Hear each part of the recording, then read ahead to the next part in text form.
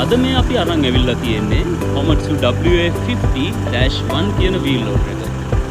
මේ ලෝඩර් එකත් ජපානයේ නිෂ්පාදනය කරලා ලංකාවට ආනයනය කරපු වීල් ලෝඩර් එකක්.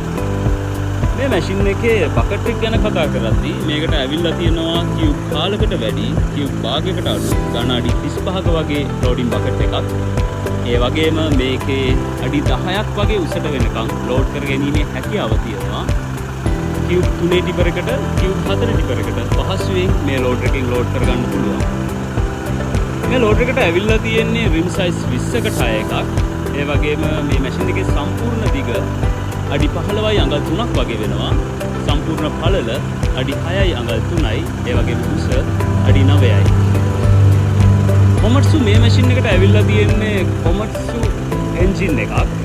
Komatsu 4D95S කියන සිලින්ඩර් 4ක cc 2700ක හෝස් පවර් 55ක බලයක් තියෙන එන්ජින් එකක් තමයි මේ මැෂින් එකේ තියෙන්නේ.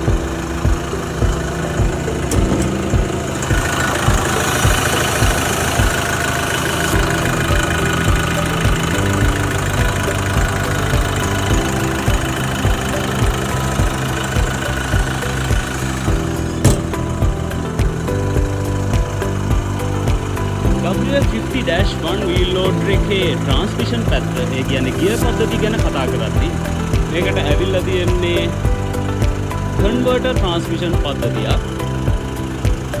මේකට ස්පීඩ් 4ක ගියර්ස් 4ක් තියෙනවා.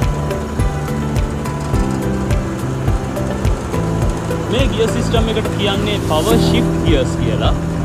power shift gears වලයි manual gears වලයි වෙනස අපිට manual gear එක මාරු කරගන්න අවස්ථාවේදී clutch එකක් භාවිතා කරන්න ඕනේ. හැබැයි power shift gear පද්ධතියක gear එක මාරු කරද්දී අපිට clutch එකක් පෑගීමකින් තොරව gears මාරු කරගැනීමේ හැකියාව තියෙනවා.